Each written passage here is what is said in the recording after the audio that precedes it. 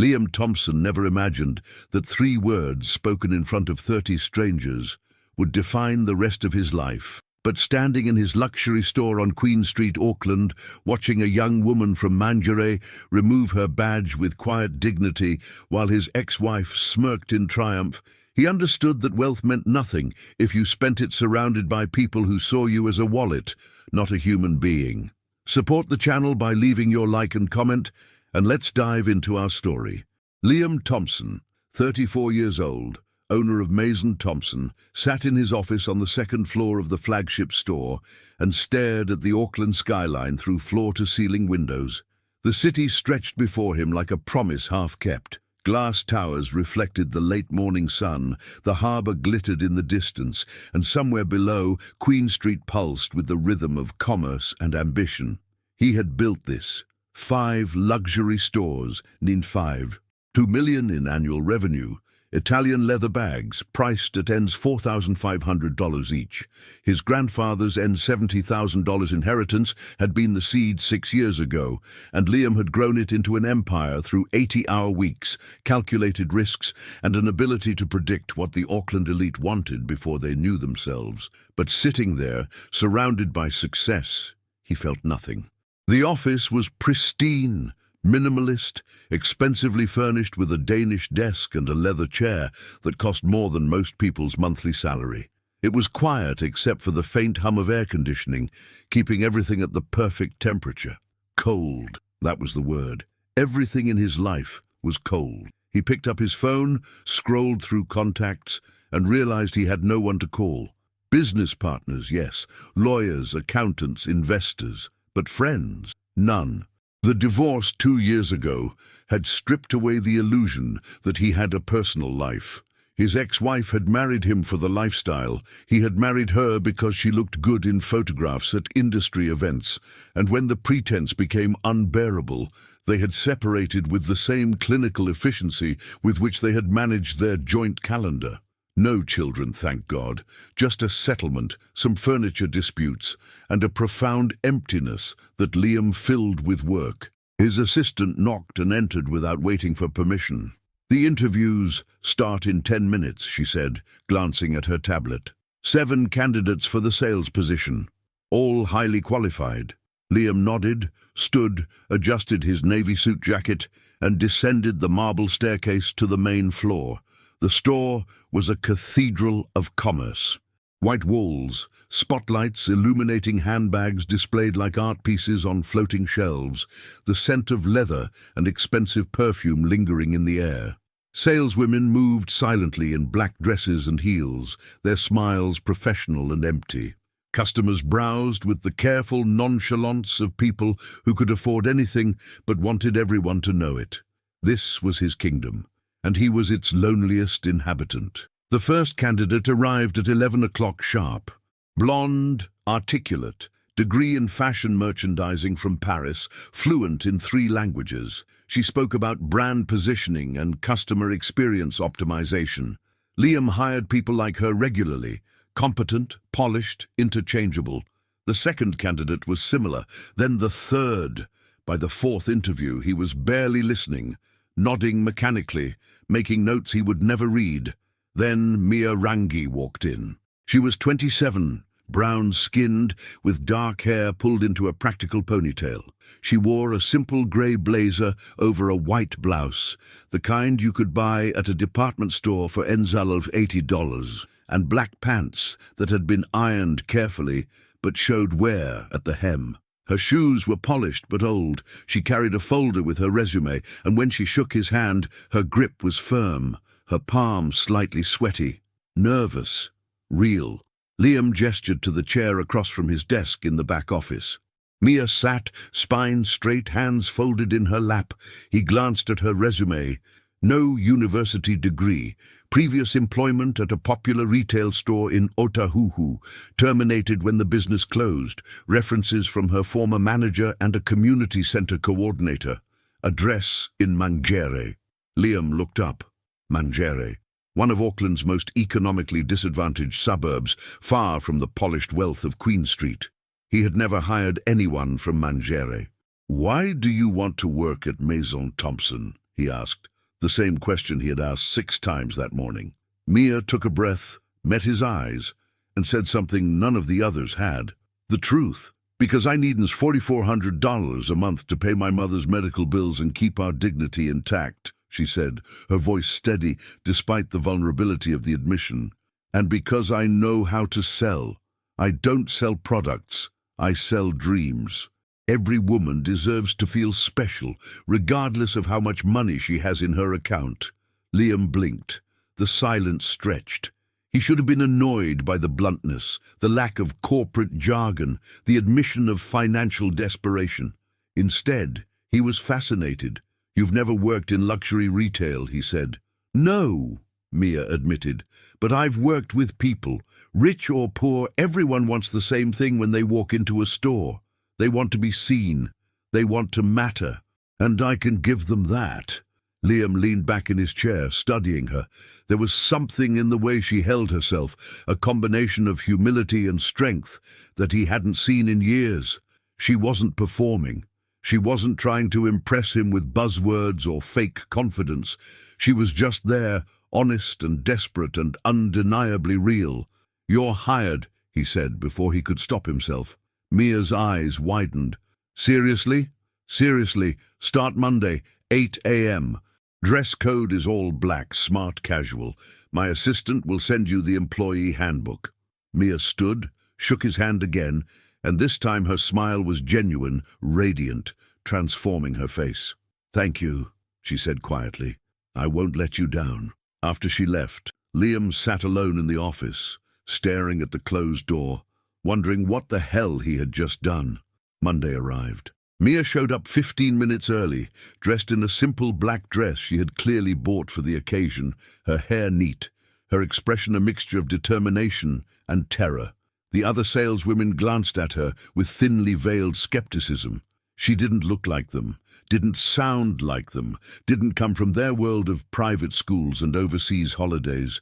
But Mia didn't seem to notice, or if she did, she didn't care. She listened carefully during training, took notes, asked questions that revealed she understood customer psychology better than people with marketing degrees. And when her first customer approached, an older woman browsing the mid-range handbags, Mia smiled and said, "That color would look beautiful with your skin tone. May I show you how the gold hardware catches the light?" The woman bought the bag. Then another. By the end of her first week, Mia had outsold 2 of the veteran staff members. Liam watched from the second floor, leaning against the railing, pretending to review inventory reports on his tablet, but actually observing her. She moved through the store with quiet confidence, treating every customer, whether they spent ins $200 or ins $4,000, with the same warmth and attention. She remembered names, asked about children, complimented not just clothing, but character. And people responded. They lingered longer, bought more, returned specifically to see her. 3 months passed. Mia became the store's top performer. The other saleswomen stopped sneering and started asking her for advice. Liam found excuses to be on the main floor more often, to observe, to occasionally exchange a few words with her between customers. He told himself it was professional interest, quality control, management diligence. He was lying to himself. One Thursday afternoon at 6:30 p.m., 30 minutes before closing, a woman in her 50s entered the store. Diamonds on her fingers, designer sunglasses perched on her head, the unmistakable air of someone who believed the world existed to serve her. She snapped her fingers at Mia. "You! I need a bag for an event tomorrow. Show me everything." Mia smiled politely. "Of course. What style are you looking for?" For the next 2 hours, Mia showed her 15 different bags. The woman criticized each one. Too big, too small, too trendy, too classic, wrong color, wrong hardware.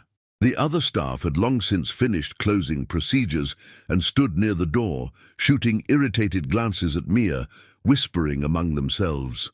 Finally, at 8:30 p.m., the woman sighed dramatically. "Nothing here is right. I'll go to Wellington." She walked out without buying anything, without a thank you, leaving Mia standing alone among the bags she had carefully displayed and would now have to put away. The other saleswomen laughed. "You just wasted 2 hours on nothing," one said. "Should have told her to leave." Mia said nothing, just began returning the bags to their places, her movements careful and methodical. Liam had watched the entire interaction from his office via the security monitors. He had seen Mia's patience, her professionalism, the way she had maintained her composure even when the customer's rudeness became unbearable. He descended the stairs. The other staff members saw him and quickly busied themselves with closing tasks. Mia looked up, surprised. "Mr. Thompson, I'm sorry, I know we're past closing time. I'll finish quickly." "Come to my office," Liam said. Mia's face paled. She thought she was in trouble. She followed him upstairs, her footsteps quiet on the marble. In the office, Liam closed the door and turned to face her. "Why did you treat that woman with respect when she was so rude to you?" Mia hesitated, then spoke. "Because my anger doesn't pay my electricity bill. And because everyone deserves dignity, even when they don't offer it in return." Something shifted in Liam's chest, a crack in the ice that had surrounded him for years. "Stay," he said. "Have a coffee. Let's talk." Mia glanced at the clock. It was almost 9. She should go home, catch the bus to Mangeray, heat up dinner for her mother. But something in his expression stopped her from leaving. "Okay," she said softly. Liam made coffee in the small kitchenette attached to his office, expensive beans ground fresh, poured into ceramic cups. They sat, not at his desk, but in the leather chairs by the window, the city lights beginning to glow against the darkening sky. And for the first time in years, Liam Thompson had a real conversation. They talked about childhoods. Mia described growing up in Mangeray, the tight-knit community, the struggles, the way her father had worked 2 jobs until the heart attack took him when she was 23. She had been in her 2nd year of a business administration degree, but there was no money to continue, and her mother needed care, so she had left university and started working retail. Liam talked about his own father, a man who had built a small import business and died disappointed that his son showed more interest in art galleries than balance sheets. The inheritance from his grandfather had been both a gift and a burden, a chance to prove himself but also a weight of expectation. His marriage had been another disappointment, a relationship built on appearances rather than affection. By the time he looked at his watch, it was 11 p.m. Mia stood abruptly. "I'm so sorry. I didn't realize how late it was. My mother will be worried." "I'll drive you home," Liam said. "It's fine. The night bus. I'm driving you home." In his BMW, the city passing outside the windows, the silence between them was comfortable rather than awkward. When they reached her apartment building in Mangeray, a modest concrete structure with laundry hanging from balconies, Mia turned to him. "Thank you. For the job. For tonight." "Thank you," Liam said, and meant it. After she left, he sat in the car for a long time, staring at the building, feeling something he hadn't felt in years. Connection. And it terrified him. The Thursday evening conversations became a ritual. After the store closed, after the other staff members left, Mia and Liam would sit in his office with coffee, or sometimes wine, from the bottle he kept in a cabinet, and they would talk. About everything. About nothing. About dreams deferred and regrets accumulated. Mia told him about the novels she had wanted to write when she was younger, stories about ordinary people doing extraordinary things. Liam confessed that he had once painted abstract pieces that made no commercial sense, until his father told him art was a hobby, not a career. They laughed about terrible first jobs, Mia's stint at a fast food restaurant where she burned herself daily on the fryer, Liam's summer as a teenager working at a car wash where his supervisor called him rich boy and made him clean the dirtiest vehicles. The conversations felt illicit somehow, not because anything inappropriate happened, but because they were so intimate. Mia would lean forward when she talked, her hands gesturing, her eyes bright with passion or sadness depending on the topic. Liam found himself watching her mouth, the way she bit her lower lip when she was thinking, the way her laughter was unguarded and infectious. He was falling for her. The realization hit him one night in early December when she mentioned offhandedly that she had never been to Waiheke Island, had never taken the ferry across the harbour despite living in Auckland her entire life, because there had never been time or money for such indulgences. Liam wanted to take her there, wanted to show her the vineyards and beaches, wanted to see her face when she experienced something beautiful for the first time. But he couldn't. She was his employee. There was a power imbalance. He was her boss, and any romantic advance would be inappropriate, potentially predatory. So he said nothing, just filed the information away and changed the subject. Mia, lying awake in her small bedroom in Mangere, listening to her mother's soft snoring from the next room, admitted to herself what she had been denying for weeks. She was in love with Liam Thompson. It was absurd. He was a millionaire, the owner of luxury stores, a man who wore suits that cost more than her monthly rent. She was a shop assistant from the suburbs who took the bus to work and bought groceries based on what was on sale. They existed in different universes that happened to overlap for 40 hours a week in a store on Queen Street. But love didn't care about logic. She loved the way he listened when she talked, really listened, not just waiting for his turn to speak. She loved the way he made coffee, precise and careful, the small ritual of grinding beans and measuring water. She loved that he was lonely, that beneath the expensive clothes and the polished exterior, he was just as lost as she was. One Saturday morning, Mia told her mother about him while they ate breakfast, toast and eggs at the small kitchen table. Her mother, Aroha Rangi, 63 years old with silver-streaked hair and hands gnarled by arthritis, listened quietly and then said, "Does he make you happy?" "Yes," Mia admitted. "But it's impossible, Mum. We're from different worlds." Aroha reached across the table, took her daughter's hand. "Every world is just people, baby. And if he's good people, then maybe it's not so impossible." But Mia knew better. Fairy tales didn't happen to girls from Mangere. Rich men didn't fall for shop assistants. And even if they did, the world had ways of reminding you where you belong. Monday afternoon, December 14th, 2:30 p.m. The store was moderately busy, pre-Christmas shoppers seeking last-minute luxury gifts. Mia was helping a young couple choose a wallet when the door opened and 3 women entered. Expensive clothing, designer handbags, the kind of women who moved through the world expecting it to rearrange itself for their convenience. The one in the center, a striking blonde in her late 30s, looked familiar. Mia's stomach dropped. She recognized her from photographs in Liam's office before he had removed them. The ex-wife, Victoria Ashford Thompson, though she had dropped the Thompson after the divorce and reclaimed her maiden name with relief. Victoria's eyes swept the store, landed on Mia, and something sharp and knowing flashed across her face. She had seen Mia's photograph on the store's Instagram account, had noticed the way Liam's rare comments on posts always seemed to feature the sales assistant from Mangere. And Victoria, who understood social dynamics the way chess masters understood board positions, recognized a threat. She walked directly to Mia, her friends flanking her like an entourage. "You," Victoria said, snapping her fingers, "show me that bag." She pointed to a burgundy leather handbag on the top shelf, priced at ends $3,200. Mia smiled professionally, retrieved the ladder, carefully brought down the bag, and presented it on the counter. "This is from our Italian collection," Mia began. "Hand-stitched leather, gold-plated hardware." "I can read the tag," Victoria interrupted. "How much do you make? Working here?" The question was designed to humiliate. The other customers glanced over, sensing drama.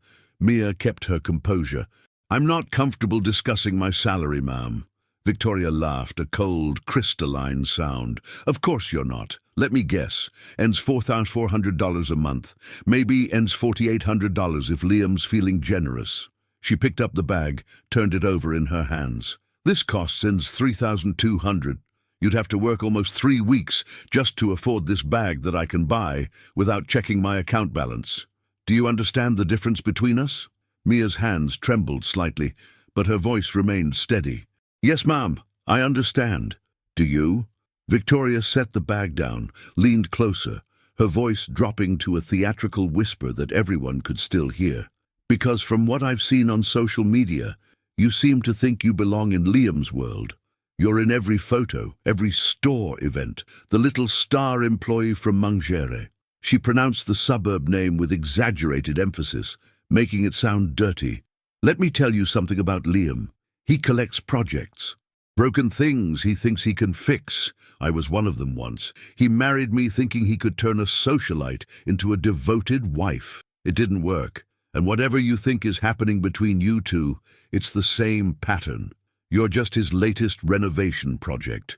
Mia felt tears prickling her eyes, but refused to let them fall. Around them, the store had gone quiet. Other staff members watched from behind displays, uncertain whether to intervene. Customers pretended to browse while listening intently. Victoria turned to her friends, voice rising for maximum audience. See what I mean? Liam's hiring from the suburbs now. The brand is changing, losing its exclusivity. One of her friends, a thin woman in Chanel, laughed uncomfortably. Victoria, maybe we should... No, this is important. Brand integrity matters. Victoria turned back to Mia. You're very sweet, I'm sure, but you don't belong here. You're like a character from one of those poverty porn documentaries, inspiring for about 5 minutes, then everyone changes the channel. Mia took a breath, forced herself to speak calmly. Mom, if you'd like to purchase something, I'm happy to help. If not, I have other customers to assist. Victoria's eyes flashed with anger at the gentle dismissal. She turned toward the staircase leading to the second floor. Liam, she shouted. Liam, come down here. Silence. Then footsteps on the marble stairs. Liam appeared, his expression confused and then horrified as he registered the scene.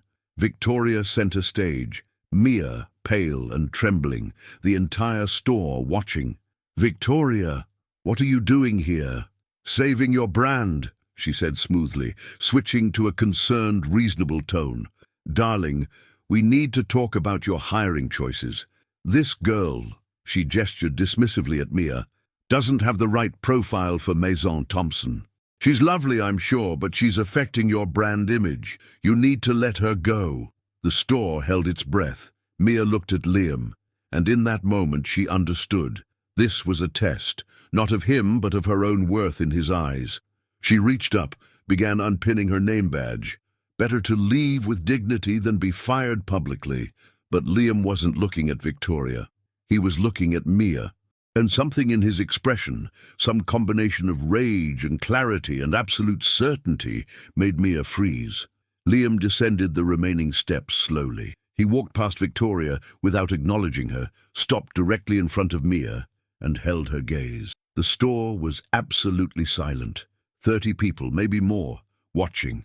Victoria smiled triumphantly, assuming victory. And then Liam spoke. 3 words, clear and loud and impossible. Marry me, Mia. The shock rippled through the room like a physical force. Someone gasped. A handbag fell from a customer's hands and hit the floor with a thud. Victoria's face went from smug to ashen in seconds. Mia's mouth opened, but no sound came out. Liam didn't look away from her. His hands were shaking slightly, but his voice was steady. I own this store. I built this company from in $70,000 and 6 years of work. And in 34 years of living, I have never met anyone who understands what actually matters. Until you. He took a breath, continued, speaking to her but loud enough for everyone to hear, to bear witness. You don't need a French degree or European travel to know how to treat people with humanity. You have something no amount of money can buy. Character. And I'm in love with you, so I'm asking you here, in front of everyone who needs to see this, marry me. Not because I'm rich, not because I can change your life financially, but because you've already changed mine completely. Mia's tears spilled over. You're insane, she whispered. Proposing to your employee in front of your ex-wife and half of Auckland's elite? I'm not proposing to my employee, Liam said. I'm proposing to the woman who showed me I was living wrong, who taught me that luxury isn't a Enzel $4,500 bag. It's talking to someone until midnight and feeling like time disappears. It's finding someone who sees you, actually sees you, not your bank account. So yes, I'm insane, but I'm also certain. What do you say? Mia wiped her eyes, looked around the store, at the faces watching them, at Victoria standing frozen in humiliation, at the other staff members with their mouths hanging open. Then she looked back at Liam, and she laughed. Not mockery, but disbelief and joy and terror all mixed together. You're completely crazy, she said, but I accept, on one condition. Liam waited. I keep working, not as an employee, as your business partner. 50-50 ownership, because I won't be anyone's trophy wife. I want to build something together, as equals. The smile that broke across Liam's face was genuine, unguarded, the first truly happy expression anyone in that store had ever seen him wear. Deal, he said. And then he kissed her, right there on the main floor of Maison Thompson, while customers applauded and staff members cheered, and Victoria Ashford stormed out with her friends scrambling behind her. When they broke apart, Mia was laughing and crying simultaneously. We have so much to figure out, she said. Your mother's going to kill me for proposing before meeting her properly. My mother's going to love you. The business logistics. We'll hire lawyers, good ones. People are going to say terrible things. Let them! Mia took his face in her hands, looked at him seriously. I mean it about being partners, equal say in decisions, no power imbalance. I wouldn't want it any other way, Liam said, and he meant it. The news spread through Auckland's business community within hours. By evening, Liam's phone was flooded with messages, some congratulatory, most skeptical, a few openly hostile. His lawyer called, concerned about the legal implications of making a business partner out of an employee through a spontaneous marriage proposal. His accountant asked if he had considered a prenuptial agreement. His mother, who lived in Wellington and whom he spoke to perhaps twice a year, called and said simply, "Bring her to dinner. I want to meet the woman who made you do something impulsive for once in your life." Mia's phone was similarly overwhelmed. Friends from her old neighborhood called, having seen shaky cell phone video of the proposal already circulating on social media. Her mother cried, though whether from joy or worry Mia couldn't tell, and the store's Instagram, which had posted nothing about the incident officially, was flooded with comments ranging from, "This is the most romantic thing I've ever seen," to "publicity stunt," to "he's going to destroy her." That night, sitting in Mia's small apartment in Mangere, the two of them eating fish and chips from the local takeaway shop while her mother dozed in the next room, reality began to settle in. "We did something insane today," Mia said, wiping salt from her fingers. "Completely insane," Liam agreed. He looked around the apartment, really seeing it for the first time.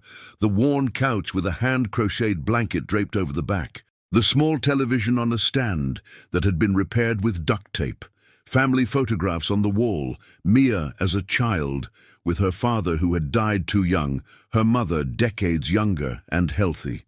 It was cramped and humble, and filled with more warmth than his penthouse had ever contained. "I meant what I said," Mia continued, "about being partners. I won't just be a wife who shops and goes to lunches. I want to work. I want to contribute." "I know," Liam said, "and I meant what I said too. 50-50. We'll make it legal. Your lawyers are going to have a heart attack, probably, but they're paid to worry, not to make my decisions." Over the following days, they hired a business attorney who specialized in partnership agreements. The woman, a sharp-eyed professional in her 50s named Karen Chen, listened to their proposal with increasing incredulity. "You want to give 50% ownership of a company valued at multiple millions to someone you've known for 3 months and propose to publicly during a confrontation with your ex-wife," Karen summarized. "Yes," Liam said. Karen looked at Mia. And you understand that if this relationship ends, you'll be business partners with your ex-husband, which is a legal nightmare. We're not going to end, Mia said quietly. Everyone thinks that before marriage, Karen replied. That's why we have prenups and partnership dissolution clauses. They spent 6 hours in that office, hammering out an agreement that protected both parties while honoring the spirit of equal partnership. Mia would receive full training in business operations, finance and management. She would have equal voting rights on major decisions. If the relationship dissolved, they would either buy each other out at fair market value or sell the company and split proceeds. It was complicated and exhausting, and by the end, both of them were questioning their sanity. But they signed the papers. The announcement went out to Maison Thompson's 5 stores the following Monday. Staff meeting at the flagship location, all employees required to attend. They gathered on the main floor, 37 people ranging from saleswomen to warehouse staff to the accounting team, murmuring anxiously about what was coming. Rumors had already spread, but rumors and reality were different things. Liam stood before them, Mia at his side. Many of you witnessed what happened last week, he began. For those who didn't, here's the short version. I proposed marriage to Mia Rangi, and she accepted. But more than that, I've made her my equal business partner. Effective immediately, she owns 50% of this company and will be involved in all major operational decisions. The silence was stunned. Some faces showed genuine happiness. Others showed barely concealed resentment. One of the senior saleswomen, Gabrielle, who had worked there for 4 years and had been gunning for a management position, raised her hand. Is this legal? Making an employee a co-owner? Completely legal, Liam said. Unusual, but legal. And to address the obvious concerns, yes, there's a personal relationship, and yes, we're aware of how this looks. But Mia has proven herself to be the best salesperson this company has ever had, with instincts about customer relations and brand identity that I lack. This isn't charity, it's good business. Mia stepped forward. Her voice was less steady than Liam's, but clear. I know this is strange. I know some of you are angry or confused. I would be too, but I want you to understand something. I'm not here to play at being a boss. I'm here to work. And the first thing I want to change is the culture of this company. She took a breath, continued. Luxury shouldn't mean exclusion. It shouldn't mean treating people badly if they can't afford our most expensive products. And it definitely shouldn't mean that staff members feel disposable. Starting today, we're implementing new policies. She glanced at Liam, who nodded encouragement. First, we're launching an affordable line. Handbags and accessories priced between ends $90 and ends $240, made with the same quality as our luxury items, but without the markup that only exists for status. Second, we're creating a trainee program for young people from all parts of Auckland, not just the wealthy suburbs. If you have talent and work ethic, you'll have opportunity here regardless of your address. Third, we're instituting a zero-tolerance policy for customer abuse. If someone treats you with disrespect, you have the right to politely end the interaction and ask them to leave. Your dignity as a human being matters more than any sale. The room was silent. Then, from the back, one of the warehouse workers, a young Maori man named Tama, started clapping. Slowly others joined. Not everyone, not Gabrielle, who stood with arms crossed, but enough to make it real. After the meeting, Gabrielle approached Liam privately. You're making a mistake, she said. This girl from Mangere, she's going to ruin everything you've built. The brand will lose its prestige. The wealthy clients will leave. Liam looked at her for a long moment. Then let them leave, he said. I'd rather have a company with a soul than one that succeeds by making people feel small. Gabrielle resigned the next day. 2 other long-time employees followed, and Liam didn't try to stop them. The changes came quickly after that.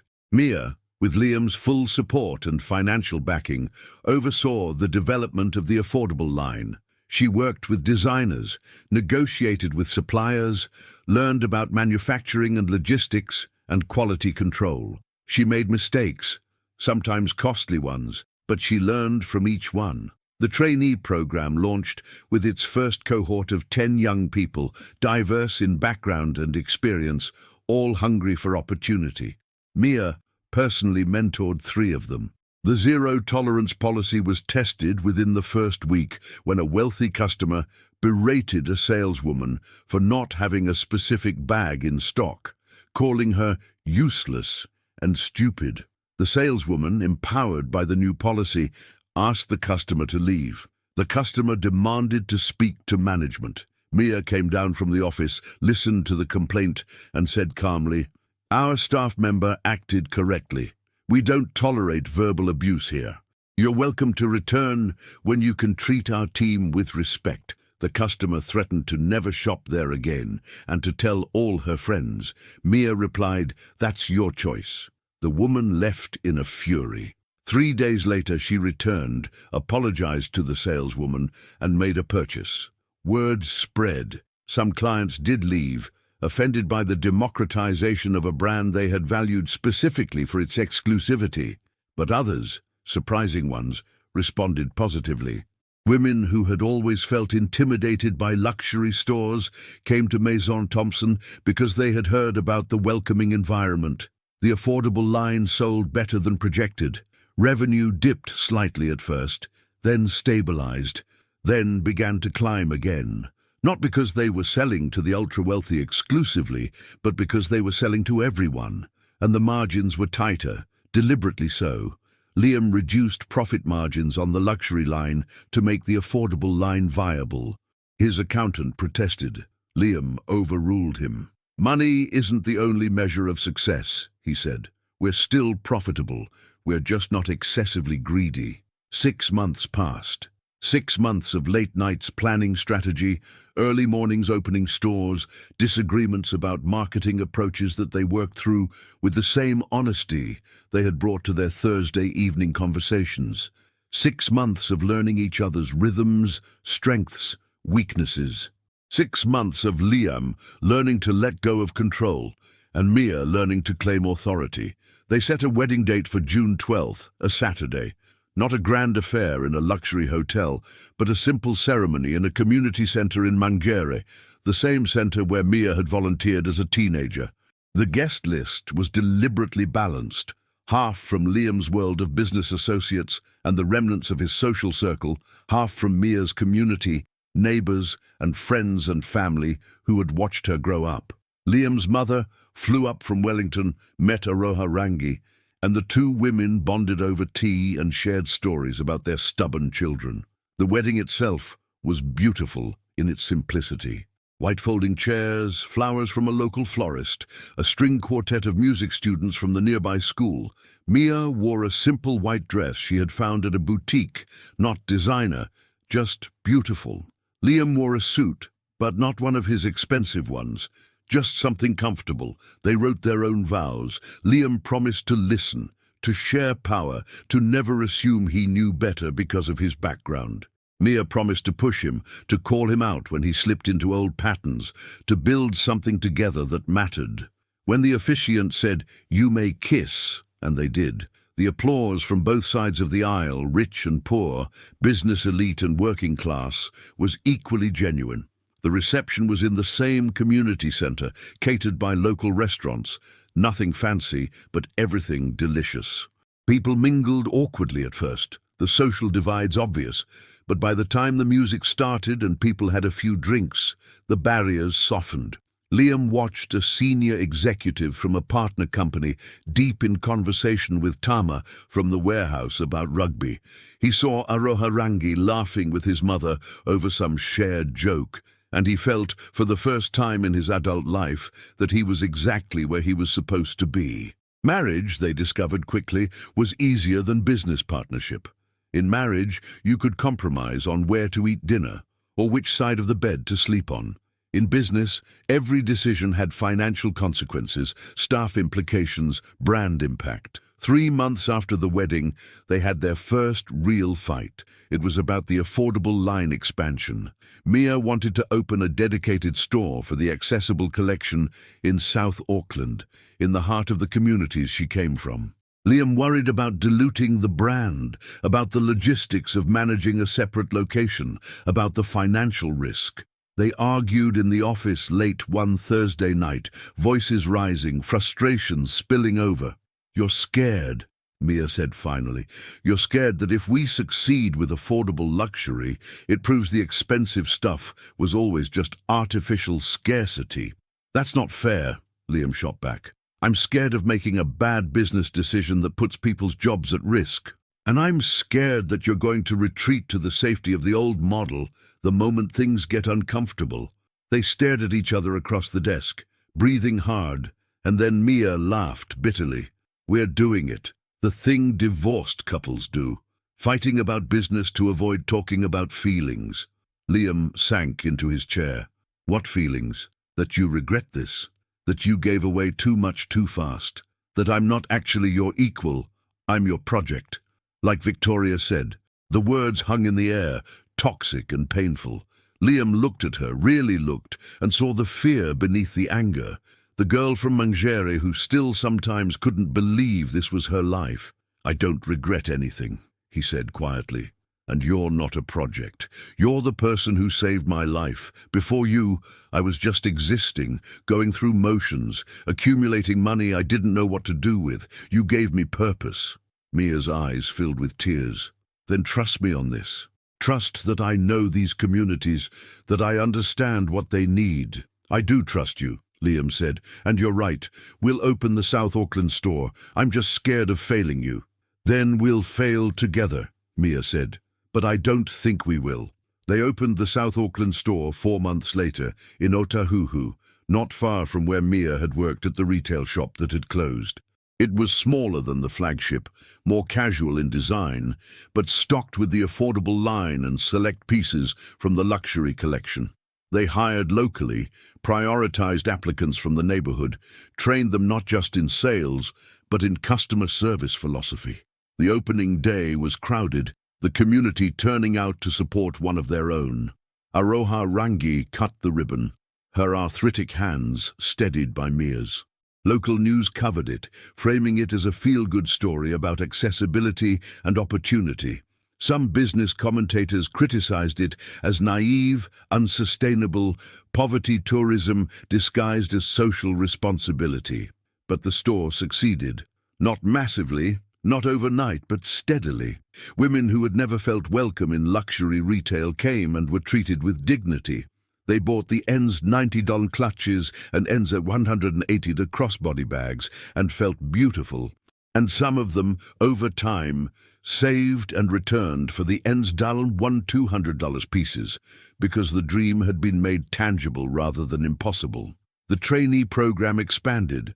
By the first anniversary of Liam and Mia's partnership, they had placed 23 young people in retail positions across Auckland, not just at Maison Thompson, but at other businesses that had heard about the program and wanted to participate. 2 of the original trainees were promoted to assistant manager positions. The wealthy customers who had left in protest, some returned, sheepishly, when they realized the brand hadn't collapsed but evolved. Others stayed away, committed to their exclusivity, and Liam felt no loss. The company's revenue was slightly lower than it had been under his sole ownership, but the profit was distributed more fairly. Staff wages increased, benefits improved. The zero-tolerance policy remained, and customer interactions became markedly more respectful as word spread that abuse wouldn't be tolerated. Not everything was smooth. There were setbacks. A supplier they had trusted delivered substandard materials for the affordable line, forcing a recall that cost them $80,000. A competitor launched a similar accessible luxury line with better marketing and temporarily cut into their market share. One of the trainees was caught stealing and had to be let go, a painful decision that Mia took personally, feeling she had failed to support the young woman adequately. But through each crisis, Liam and Mia learned to navigate as partners. They developed a rhythm. Liam handled the financial and operational logistics, the systems and structures. Mia focused on people, culture, community relationships, brand narrative. Where one was weak, the other compensated. And when they disagreed, which was often, they argued passionately and then found compromise. Their personal life was simpler.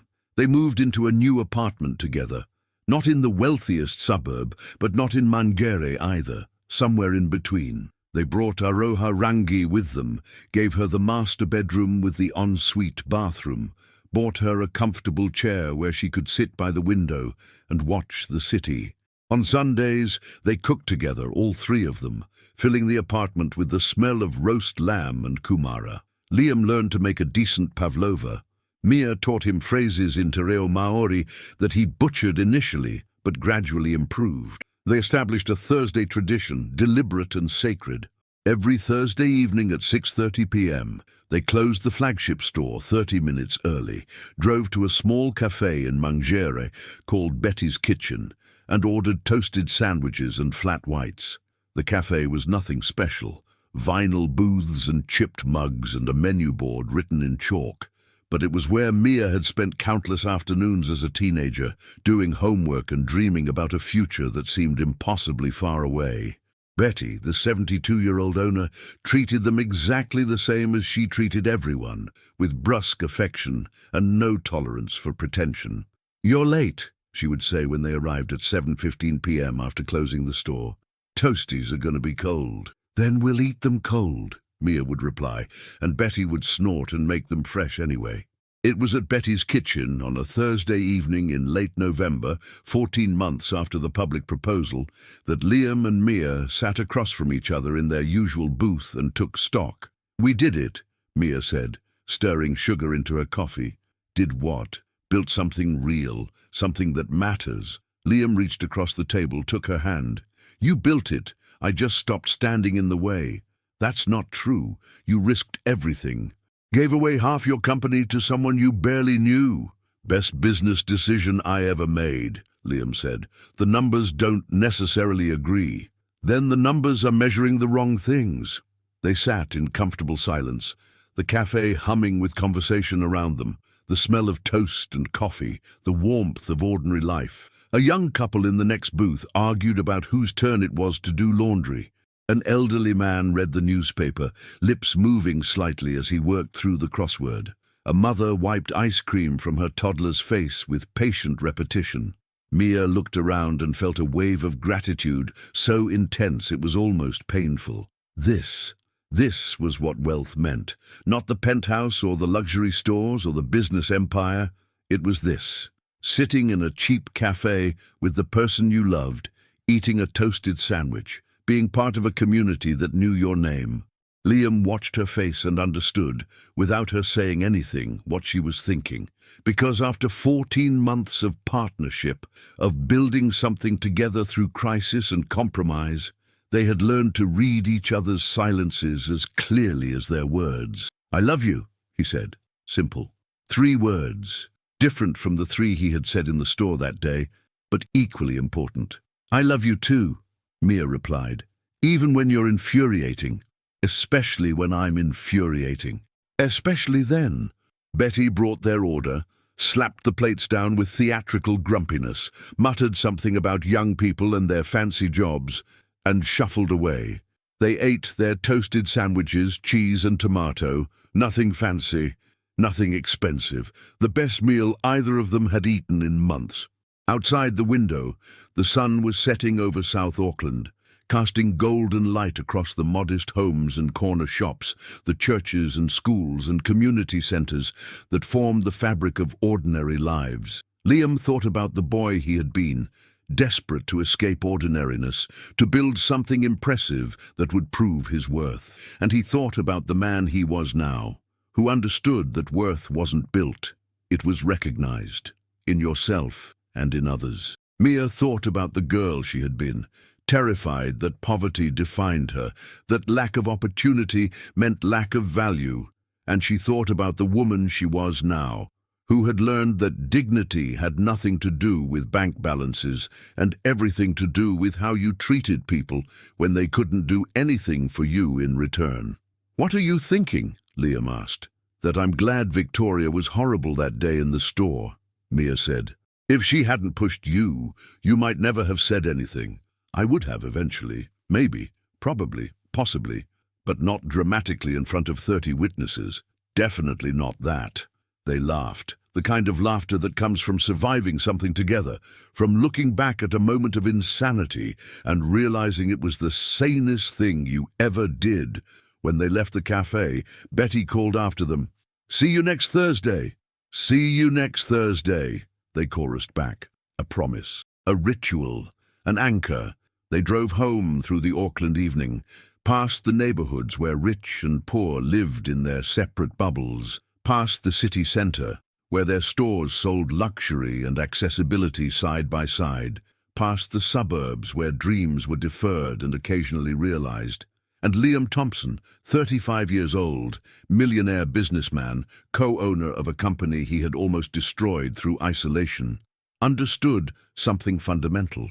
Wealth wasn't measured in dollars or properties or luxury goods stacked on shelves. It was measured in Thursday evenings at cheap cafes, in conversations that lasted until midnight, in choosing to give away half of everything and finding you had twice as much as before. It was measured in the trust of a woman from Mangere who had every reason to doubt the intentions of rich men but chose to believe anyway. In the respect of employees who felt valued. In the gratitude of customers who were treated with dignity regardless of their budget.